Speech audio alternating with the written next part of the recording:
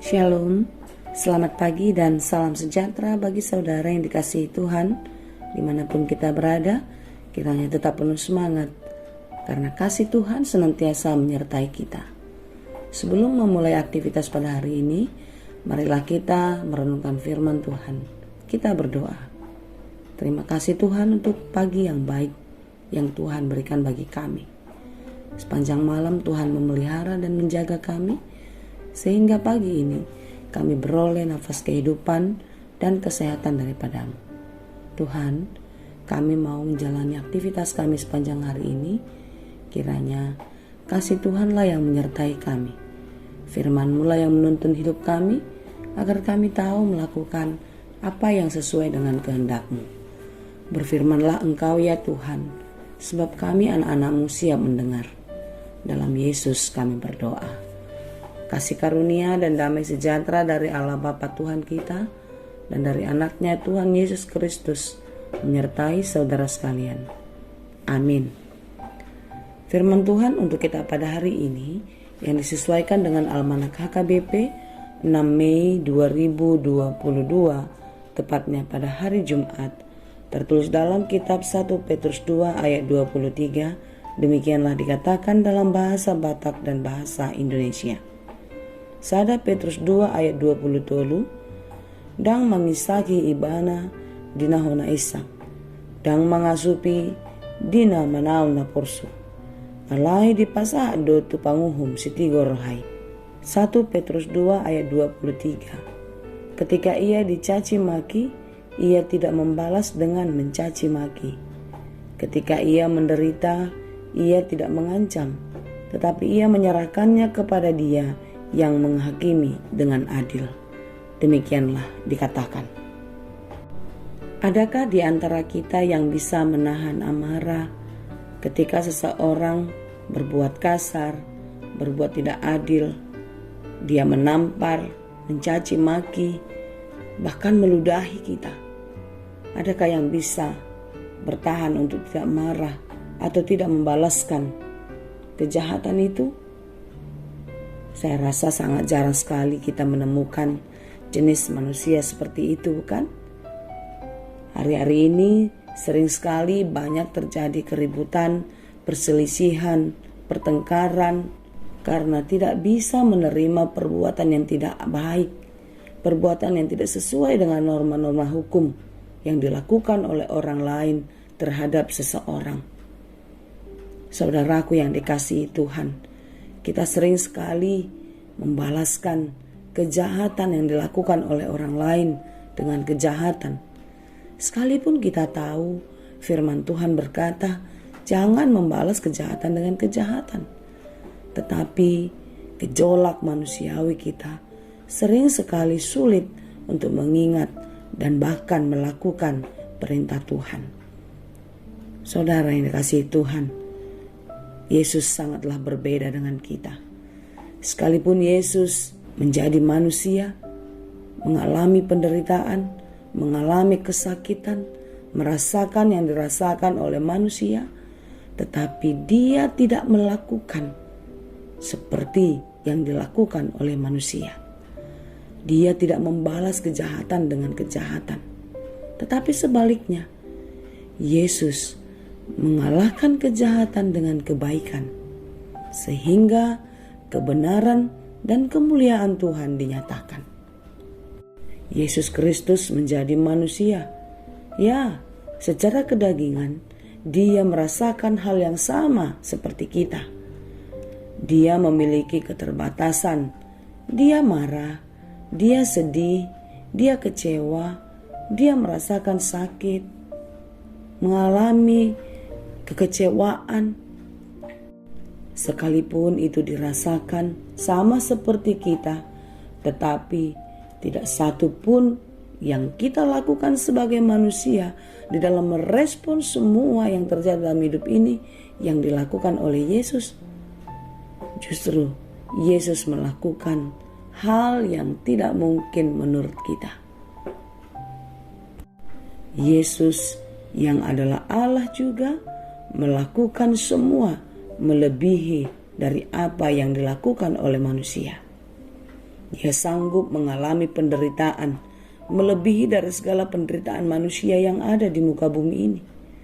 Saudara-saudara yang dikasihi Tuhan, Yesus Kristus mengorbankan dirinya di kayu salib. Pengorbanannya adalah pengorbanan yang sungguh-sungguh, tidak abal-abal, tidak main-main, tidak ecek-ecek. Ya, kalau anak muda zaman sekarang mengatakan bukan kaleng-kaleng.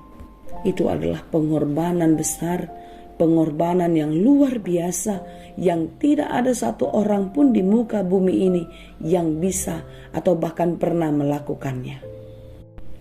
Sebelum ia mati di kayu salib, ia mengalami penyiksaan, dicaci maki, ditampar, dicambuk, ditusuk, diberi mahkota duri. Sungguh menyakitkan, sungguh mengerikan perbuatan yang dilakukan terhadap Yesus. Namun, tidak satu pun itu dia balas, tidak satu pun itu dia tolak. Sekalipun sebenarnya Yesus bisa melawan mereka. Yesus bisa menghempas seluruh pasukan Romawi yang menyiksanya, tetapi tidak dilakukannya. Kalau penjahat yang di samping kiri kanan Yesus mengalami penderitaan itu, mereka mendapat hukuman itu, ya itu sejajar atau setimpal dengan perbuatan kejahatan mereka. Tetapi Yesus Kristus yang mengalami, yang melewati penderitaan yang berat itu bukan karena kesalahannya, tetapi dia harus menerima dan menjalaninya.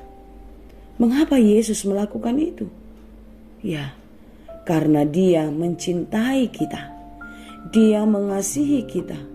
Dia menginginkan kita selamat dan beroleh kehidupan yang kekal. Saudara-saudara yang dikasihi Tuhan Yesus, dengan apa yang dialami oleh Yesus Kristus, marilah kita belajar. Ketika ia dicaci maki, ia tidak membalas dengan mencaci maki.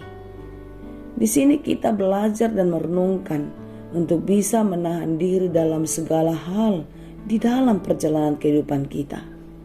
Dalam segala keberadaan kita mungkin kita pernah mengalami peristiwa ini. Tetapi teladan yang diberikan oleh Yesus membuat kita untuk tidak membalaskan kejahatan dengan kejahatan. Karena demikianlah firman Tuhan.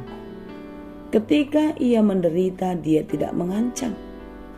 Kita harus tahan dalam penderitaan. Berbagai ancaman dan goncangan kehidupan, kita harus bisa tidak marah, tidak berteriak, tidak mengancam kembali. Hendaknya seperti Yesus yang menyerahkan seluruhnya hak pengadilan kepada Allah, demikianlah kita. Di dalam kesedihan, di dalam penderitaan, di dalam sakit yang sangat dalam di dalam diri kita meneladani Yesus Kristus. Hendaknya kita menyerahkan kepada Dia, kepada Allah untuk memberikan penghakiman yang adil. Ya, memang ini bukanlah satu hal yang mudah bagi kita. Ingin rasanya kita membalaskan kejahatan orang itu, bahkan mungkin lebih sakit dari apa yang dia lakukan. Ingin rasanya kita mengadili, menghakimi orang yang sudah berbuat jahat kepada kita. Tetapi firman Tuhan berkata, sesakit apapun yang kita alami, janganlah kita menghakimi. Jangan mengambil hak Allah untuk menghakimi. Karena penghakiman itu adalah milik Tuhan di dalam kehidupan seluruh umat manusia. Oleh karena itu saudara-saudara yang dikasihi Tuhan, marilah kita menanggung beban, memikul salib dan menyangkal diri. Hiduplah baik, hiduplah benar, dan menyerahkan seluruh kehidupan hanya ke dalam tangan pengasihan Tuhan. Letakkanlah penghakiman itu hanya di dalam tangan Tuhan. Jalani hidupmu di dalam kerendahan hati dan berserah, berseru hanya kepada Tuhan. Tuhan Yesus memberkati. Amin. Terima kasih Tuhan untuk firman-Mu. Biarlah setiap waktu kami semakin diberi hikmat di dalam pengertian akan firman Tuhan. Tuhan, mampukan kami untuk hidup di dalam kerendahan hati, di dalam kasih. Dan biarlah Tuhan yang memberikan kekuatan kepada kami. Terima kasih Bapa, hanya di dalam Yesus kami berdoa. Anugerah Tuhan kita Yesus Kristus, kasih karunia Allah Bapa, dan persekutuan Roh Kudus, itulah kiranya yang menyertai dan memberkati kamu sekalian. Amin.